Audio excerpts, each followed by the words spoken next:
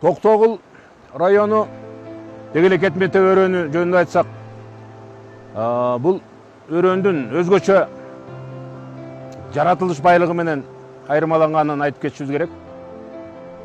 Анткени Борбор Азияда, Кыргызстанда жаратылыш байлыгы өсүмдүктөр дүйнөсү жана жаныбарлар дүйнөсү боюнча биотүрдүүлүк деп айтылат. Ошонун алдында биринчи орундарда турат биздин өрөөн. Жаратылышын айтмакчы, өсүмдүктөр дүйнөсүндө мына биз отурган жерде эле, мына биз тегеректеп турган кайыңдар, булар жөн кайың эмес. Бул атактуу Чаншан кайыңы деп аталат. Эндемик, кызыл китепке кирген кайыңдар ушулар. Эндемик демекчи, Тянь-Шандын эндемиги. Демек, Тянь-Шандын Талатоонун тоголорунан башка жерде өспөйт да. Бизге гана таандык ушул. Мына капталда көрүп аткан карагайлар. Тянь-Шан карагайы жана арасында кочкул болуп, кой болуп турган бул атактуу ак карагай. Пихта Семенова деп айтылат. Бул карагайлар. Ушул батыш Тянь-Шанга гана таандык. Ушул Чычканда, Бешташта, Сары Челек, Абилетим, ушул жерде гана өсөт да. Мына бул биздин байлыгы. Мен Сооронкулов Гамал кесибиң эмне дегенде мен Кыргызстанды, Ала Тоону сүйгөн адаммын, кесибим ошол. Деги эле Токтогул жөнүндө айтсак, Токтогул өрөөнү Кетментебе деп айтабыз. Кыргызстандын борборунда географиялык жүрөгү десем жаңылбайм. Анан дагы стратегиялык дейбиз, Канжол дейбиз. Бишкек-Ош трассасынын так ортосунда жайгашкан. Тарыхы десең тарыхы бай. Жаратылышы десең жаратылышы өзгөчө башкача бир биотүрдүүлүккө ээ өрөөн болуп эсептелет. Анын ичинде Чычкан капчыгайы. Чычкан деп аталышын да айтып кетсек, эмнеге Чычкан деп аталганда, байкы убакта ушунчалык чытырман жыж токой болгон экен. Чычкан жөрмөлөт албагандай деп анан Чычкан деп атаган экен. Мына ошол Чычкандын төр жагында Итагар дарыясынын жээгинде отурабыз, Марал кечүүдө. Бул жаратылышын айта берсек, биотүрдүүлүк деп айтылат. Биотүрдүүлүк боюнча мына ушул биз отурган жерлер эң бир деги эле Кыргызстан боюнча, Борбор Азия боюнча эң бир бай жер деп айтсак жаңылбайбыз. Мен эми айтайын дегеним өтө көп эле нерсе берди. Тегерегин баардыгы эле бул жанагы мынайсам атлас да. Ушул өсүмдүктөрдүн атласы биз отурган жер. Кожогатын эле айтсак, мына ушул сезон башталганда Ош баткенден бери келип ушул жерге кожогатты тергени келишет.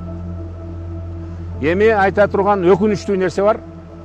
Ушундай кереметтүү тоолордо, токойлордо жаныбарлар дүйнөсү азайып кеткени өкүндүрөт.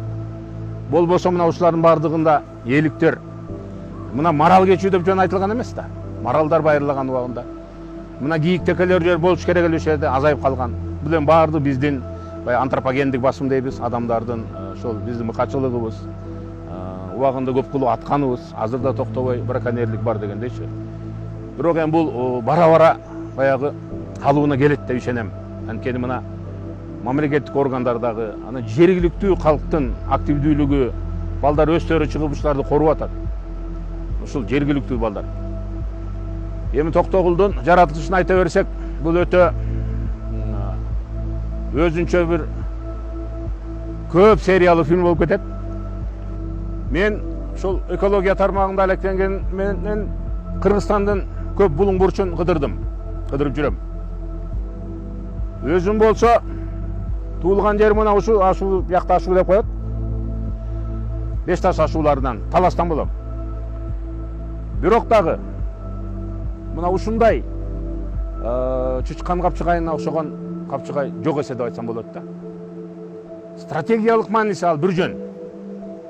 Тарыхый мааниси бир жөн. Бирок мына биотүрдүүлүктү, ушу байлыгы боюнча ушуну сактап калууга аракет жасаш деп жүрүп, бир нече жыл мурун өтө күчтүү бир команда долбоордун мүчөлөрү менен ошолорду алып баратып, Чычканда токтоп айтып бердим элем өзүмдүн бир кыялымды. Ал маселе мындай эле. Ушундай керемет жер, Кыргызстандын борбору, географиялык борбору. Токой десең Токой, Тоо десең Тоо. Ушундай шараккан суулар менен атактуу, даңктуу Чычкан Капчыгайы, бирок дагы көйгөй эмнеде? Ээси көп. Айыл өкмөт, Токой Чарба, Жол Караган ДУ деп коебуз. Райондук администрация, бир нече кафелер, малчылар, балчылар. Ээси жок кайта эле да, кожоюн жок дегендей. Ушул кандай кылып, кантип сактап калабыз Чычканды? Кантип байыркы көркүн алып келе алабыз деген теманы анан кийин козгоп, ушуну бир долбоор катары алып чыксакпы деп жүрүп, мына ошол күнгө жетип отурабыз. Бүгүнкү күндө ушу Чычкан Капчыгайында мына 2 айдан бери ошол долбоор ишке кирип атат, кирди. Долбоордун аталышы Чычкан Капчыгайынын башкаруусун жакшыртуу деп аталды. Бул ошол 2 жылдык долбоор деп турабыз, Кудай буйруса.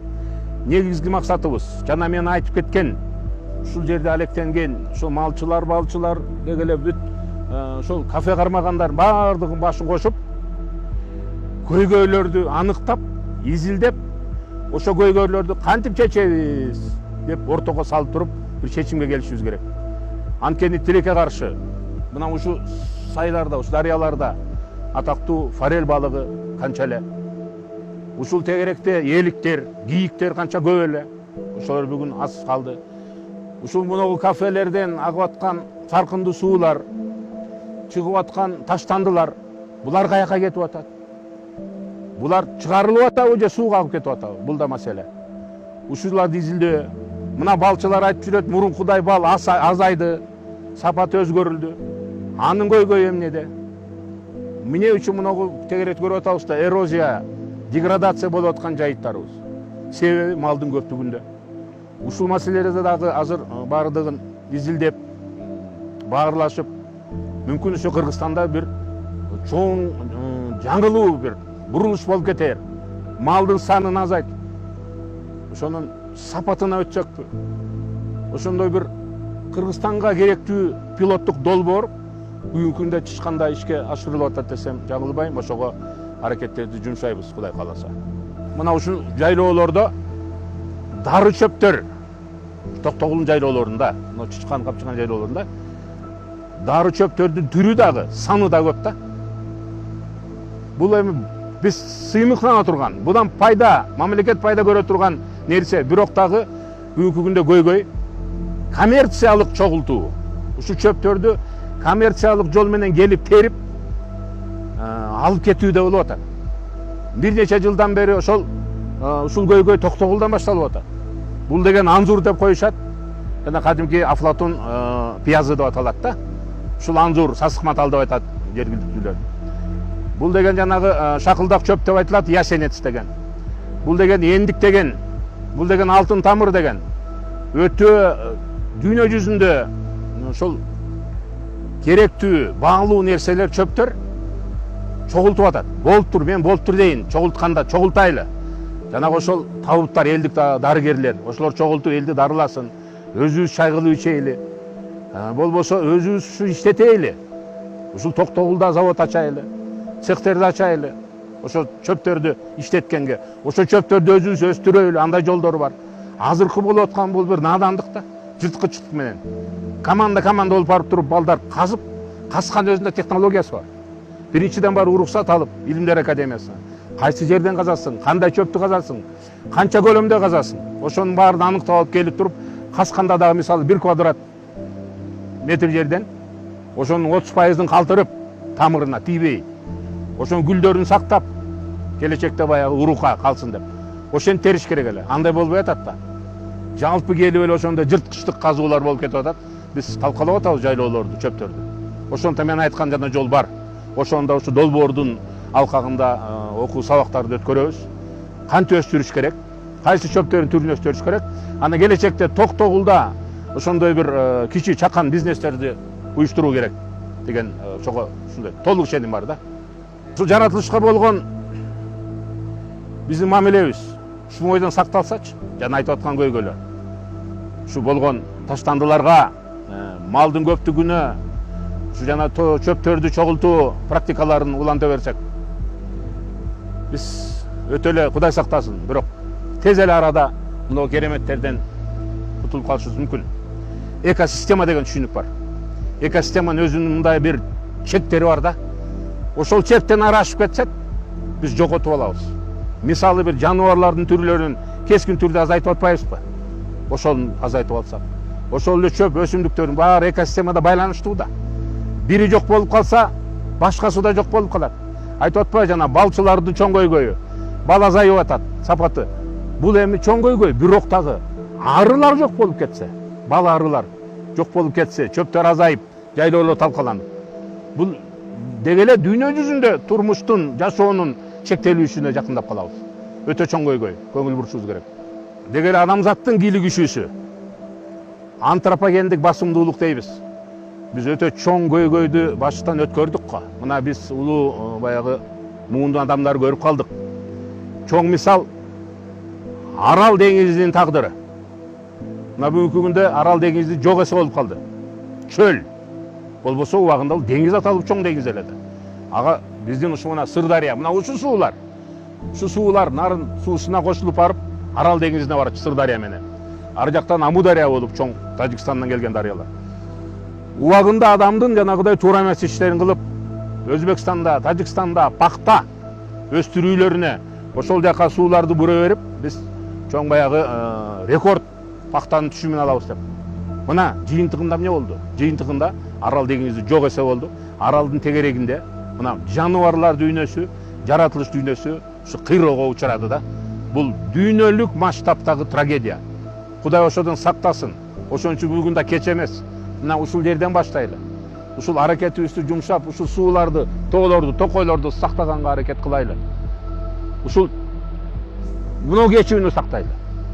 Итагар суусун сактайлы. Мына Капчыгайды, Чычканды сактайлы. Кетмен төбөрөнү сактайлы. Кыргызстанды, Ала тоону сактайлы.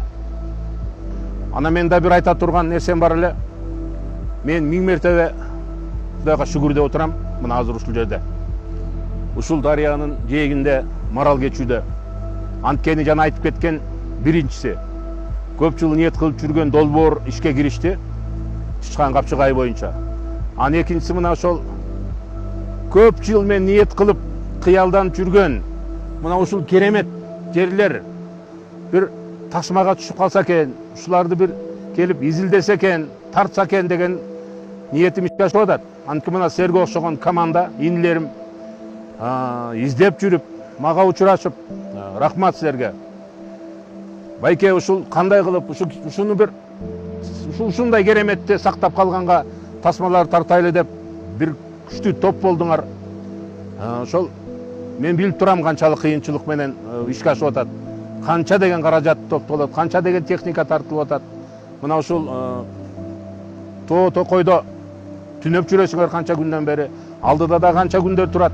Бирок максатыңар ушул байлыгыңарды, ушул биздин, Кыргыздын, Ала тоонун бир кереметин тасмаларга түшүрүп, өзүнчө бир Кыргызстанга үлгү боло турган бир пилоттук долбоор болуп атат да. Бул да оңой жерден болгон жок, анан бул капысынан болгон жок да. Бул дагы бир чоң ошо Кудайым бизге берип аткан мүмкүнчүлүгү. Ушундай силер биринчи болуп туруп, сонун бир тасма кылып чыгарсаңар, ана ошону Кыргызстандын жерлерине силерге окшогон мыкты, күчтүү, белдүү инилерим чыгып туруп, Кыргызстан боюнча ушундай бир Кыргызстанды даңазалай турган бир нерселер чыкса экен, туристтик потенциалды көтөргөнгө деги эле мактана тургандай Кыргызстаныбыз бар, Ала тообуз бар. Ушуну дүйнө жүзүнө көрсөтөйлү, жеткизейли деген кыялдарыбыз ишке ашсын. Жайлоонун төрүндө отуруп, атактуу марал кечүүдө отуруп, мен бир токтогулдук туугандарыма, өзгөчө жаш муундарга кайрылып кетким келип атат да.